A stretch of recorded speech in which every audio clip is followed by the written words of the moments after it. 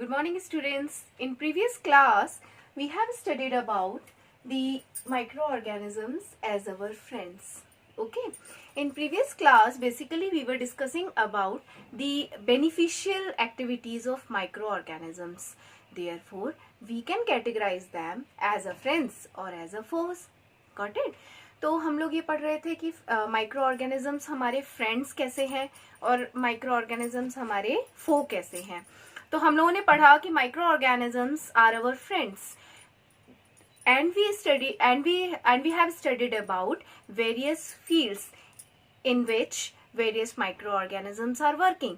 For example, we have studied about in making curd. Okay, we can, in making curd or in making bread, there is use of microorganisms. Okay, in bread, in baking industry, yeast is used. Yeast is a microorganism. And in increasing soil fertility, microorganisms are used. So microorganisms are our friends. Okay, and we have already studied that in commercial uses. Commercial use means in various industries. Okay, for example, in making wines, in making alcohols, various microorganisms are used. Okay, for example, which process helps us to make these alcohol and wine? This process is called fermentation, and this fermentation, in fermentation, a microorganism is used called as yeast. Got it? Okay. Fermentation, you know that fermentation is formation of alcohol and carbon dioxide from sugars. This is called fermentation. Got it? And today we will discuss about medicinal uses. Okay, microorganisms medicines में कैसे use किए जाते हैं. For example, if we fall ill, then we go to our doctor and doctor prescribe various antibiotics. What are antibiotics? Antibiotics, जैसा कि नाम से समझ में आ रहा है, anti means against and biotic means living organisms. देखो, इन हमारे एयर में, वाटर में, हर जगह माइक्रो ऑर्गेनिजम्स प्रेजेंट है. और जो माइक्रो ऑर्गेनिजम्स जो डिजीज करते हैं हम लोगों को, these micro organisms are called pathogens. And इन पैथोजेंस की वजह से हम इल हो जाते हैं. और जब हम डॉक्टर्स पे जाते हैं तो डॉक्टर्स हमें एंटीबायोटिक प्रिस्क्राइब करते हैं. ये जो एंटीबायोटिक्स होती हैं, these are also made up with the help of microorganisms. For example, an interesting case, a scientist named as Alexander Fleming was doing an experiment. और वो क्या कर रहे थे कि एक अपना ना बैक्टीरिया का कल्चर उगा रहे थे. ठीक है, एक कल्चर था, उस पर बैक्टीरिया ग्रो कर रहे थे वो. और उन्होंने दूसरे प्लेट में एक मोल्ड ग्रो कर रखा था. ब्रेड के ऊपर ये ग्रीन कलर के छोटे छोटे पोर्स ग्रो हो रहे थे, मोल्ड ग्रो हो रहा था. तो उन्होंने ये देखा कि ये जो ब्रेड मोल्ड था, ठीक है, और उसने क्या किया, इस जो बैक्टीरिया का कल्चर था जिसपे बैक्टीरिया माइक्रो ऑर्गेनिज्म ग्रो कर रहे थे, वो उसकी ग्रोथ को रोक दिया उस मोल्ड ने. और उस मोल्ड का नाम था पेनिसिलिन. Got it? और उन्होंने देखा कि इस पेनिसिलिन से ब्रेड मोल्ड भी एक टाइप का माइक्रो ऑर्गेनिज्म है. तो ये माइक्रो ऑर्गेनिज्म ने बैक्टीरिया की ग्रोथ को रोक दिया. This means various diseases which are caused by bacteria, they can inhibit का मतलब रोक देना, they can inhibit by penicillin. Okay, these different medicines are made from penicillin, and penicillin is a major group of antibiotic. Got it? So here we can say that various microorganisms are used up in making antibiotics. तो अभी तक हमने सारे friends वाले इसके role पढ़े. Okay, friends हैं ये हमारे कर्ड बनाने में, बेकिंग इंडस्ट्रीज में, सॉइल की फर्टिलिटी इंक्रीज करने में, ओके, और मेडिसिन्स बनाने में, और कमर्शियल यूज में. अब एक और यूज है इनका एज अ फ्रेंड. तुम लोगों ने देखा होगा कि वैक्सीन्स, है ना, जैसे क्या होता है कि जब हम इल पड़ते हैं तो कभी कभी हमारा जो बॉडी है वो अपने आप ही ठीक हो जाती है. तो क्या होता है कि हमारी बॉडी उन माइक्रो ऑर्गेनिजम्स के खिलाफ एक और बॉडी बनाती है जिसको हम कहते हैं एंटीबॉडीज. Got it. तो एंटीबॉडीज क्या होते हैं कि जो कि हार्मफुल माइक्रो ऑर्गेनिज्म की ग्रोथ को रोकते हैं, वो एंटीबॉडीज कहलाते हैं। जो छोटे छोटे बच्चे होते हैं उनको ना लिक्विड फॉर्म में micro organism, dead micro organisms का सस्पेंशन दिया जाता है, दीज आर कॉल्ड वैक्सीन्स।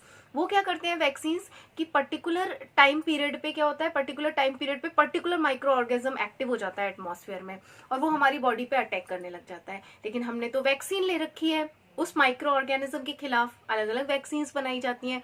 जैसे तुमने देखा होगा बीसीजी का वैक्सीन लगती है, पोलियो की वैक्सीन लगती है। तो जैसे ही टाइम होता है ना जब हमारे पास पोलियो का वायरस अटैक करने वाला है, तो हमारी बॉडी में ऑलरेडी उसके अगेंस्ट वैक्सीन प्रेजेंट है, तो उससे लड़ती है, वैक्सीन का यूज रख होता है। फॉर एग्जाम्पल स्मॉल पॉक्स है, चिकन पॉक्स है, इन सब के लिए वैक्सीन दी जाती है। Got it. This is called vaccines. What are vaccines? Vaccines are the liquid suspensions. Okay, suspension form में हमें दी जाती है और ये ओरली भी दे सकते हैं, वो इंजेक्ट भी कर सकते हैं। हमें ओरली हम माउथ से भी ले सकते हैं इसको और इंजेक्शन के थ्रू भी। This is called vaccination. Got it. और सबसे ज्यादा पता है vaccine who discovered vaccines? Edward Jenner. Jenner was the scientist who discovered the vaccines. Okay, ये सब तो इसके बेनिफिशियल यूजेस थे, बेनिफिट्स थे हमारे लिए। फ्रेंड्स कैसे हैं माइक्रो ऑर्गेनिज्म, क्योंकि हमारा चैप्टर ही यही है, माइक्रो ऑर्गेनिजम्स आर फ्रेंड्स और अवर फोर्स। ओके, तो एनिमीज। अब हम पढ़ते हैं कौन कौन से माइक्रो ऑर्गेनिजम्स हमारे एनिमीज हैं। तो जनरली जो माइक्रो ऑर्गेनिजम्स हार्मफुल होते हैं, जो हमें डिजीज करते हैं, disease causing micro organisms are called pathogens. Got it. तो डिफरेंट माइक्रो ऑर्गेनिज्म जो डिजीज करते हैं उनको हम क्या कहते हैं? Pathogens. And these pathogens are identified in different pathology labs. इसीलिए पैथोलॉजी लैब्स में ना एक पैथोजन को आइडेंटिफाई किया जाता है और उसके अकॉर्डिंग मेडिसिन प्रोवाइड की जाती है। अब क्या होता है कि these harmful micro organisms can attack, okay, can attack in human beings, okay, and animals and plants. A table is made in your NCERT book, you can make this table। अब मैं उसी टेबल में से 2-3 बता देती हूँ। जैसे TB है ना, टीबी किस माइक्रो ऑर्गेनिज्म से होती है? बैक्टीरिया से। TB bacteria. ओके, पोलियो है वो वायरस से होता है। फ्लू और हमारा कोल्ड है वो वायरस से होता है ना। आजकल जो तुम लोग देख रहे हो जो कोरोना है वो भी वायरस से फैलता है। Got it. अब इसका मतलब यह है कि वेरियस माइक्रो ऑर्गेनिजम्स हमारे अंदर डिजीज भी पैदा करते हैं। तो disease causing micro organisms are called pathogens. ठीक है, ओके। तो ये डिजीजेस कितने टाइप की हो सकती हैं? डिजीजेस आर मेनली 2 टाइप्स और are of 2 types, communicable and non communicable. Communicable means contagious diseases, एक इंसान से दूसरे इंसान तक फैल जाती हैं बाय एयर। और अगर कोई इंसान बात करता है तो एयर में उसके माइक्रो ऑर्गेनिजम्स आ सकते हैं ड्रॉपलेट्स की फॉर्म में, तो वो उसको भी हो सकती है। This is called communicable which can easily spread. ठीक है, हेयर एंड देयर। और नॉन कम्युनिकेबल डिजीजेस वो डिजीजेस होती हैं जो कि एक दूसरे से फैलती नहीं है, दे आर नॉन कंटेजियस। जैसे हेडेक मेरे को हो रहा है, दूसरे को नहीं हो रहा होगा, मैं बगल में कितनी ही बैठी रहूं। ओके, कोल्ड है, cold is communicable disease. Got it. तो certain diseases are communicable and certain diseases are non communicable. अच्छा, कुछ जो डिजीजेस होती हैं उनको कम्युनिकेबल बनाया जाता है वेरियस कैरियर्स के थ्रू। जैसे मस्कीटोज हैं, मस्कीटोज कैरियर हैं डिजीज के लिए। और हाउस फ्लाइज हैं, हाउस फ्लाइज भी कैरियर हैं डिजीजेस के लिए।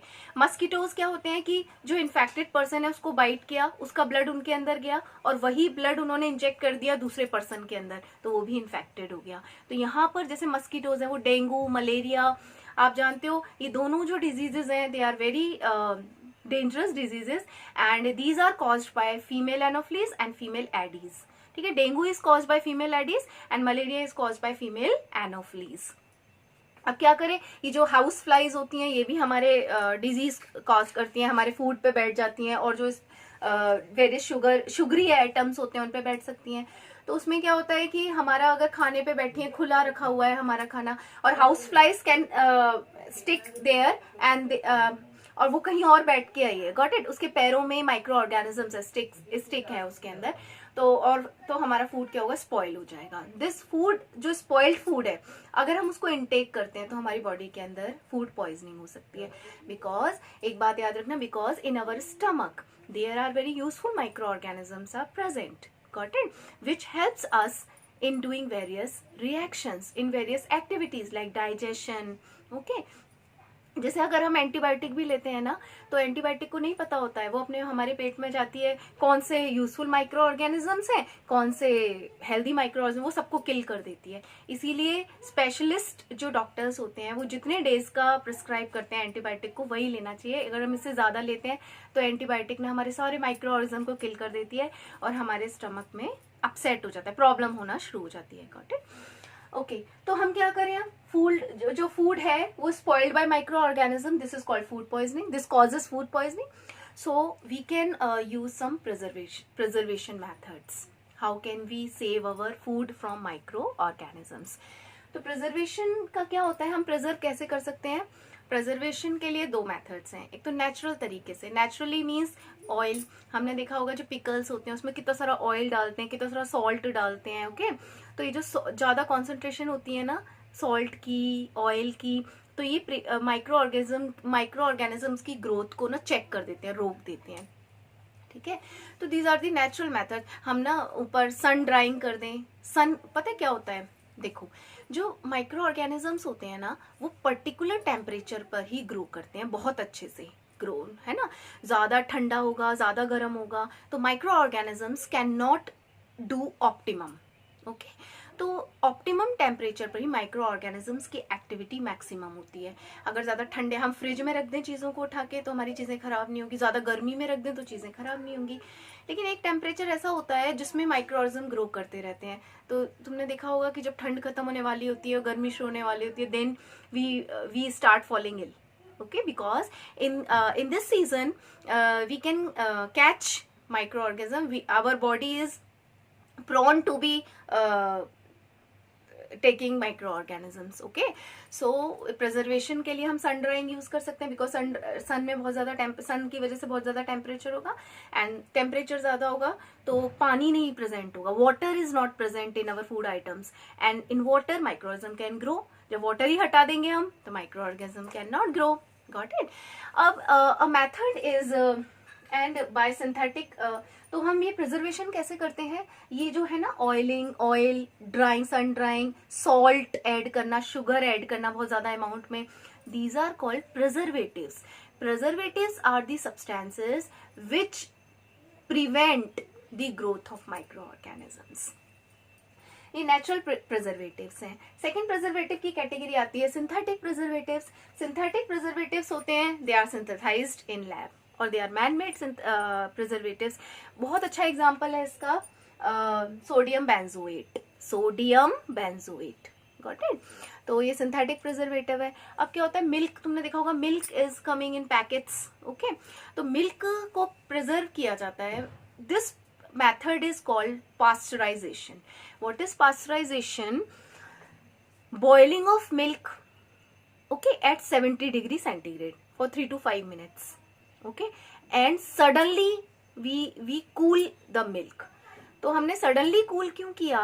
क्योंकि क्या हुआ, हमने पहले गर्म करा फिर एकदम से ठंडा कर दिया. तो एकदम से ठंडा करने से क्या हुआ, वो टेम्परेचर ही नहीं आ पाया, ऑप्टिमम टेम्परेचर, गुनगुना वाला टेम्परेचर नहीं आ पाया जहां पर microorganism can grow. So sudden कहते हैं rapidly heating and rapidly cooling. This is called pasteurization. तो pasteurization is a process by which milk is preserved. Okay, that's it for today. Read line by line in NCERT, and your two topics are left. Nitrogen cycle. One topic is left, I think, nitrogen cycle. So we will discuss nitrogen cycle in next lecture, and our chapter will be completed. Thank you so much. Stay at home only and stay safe. Thank you.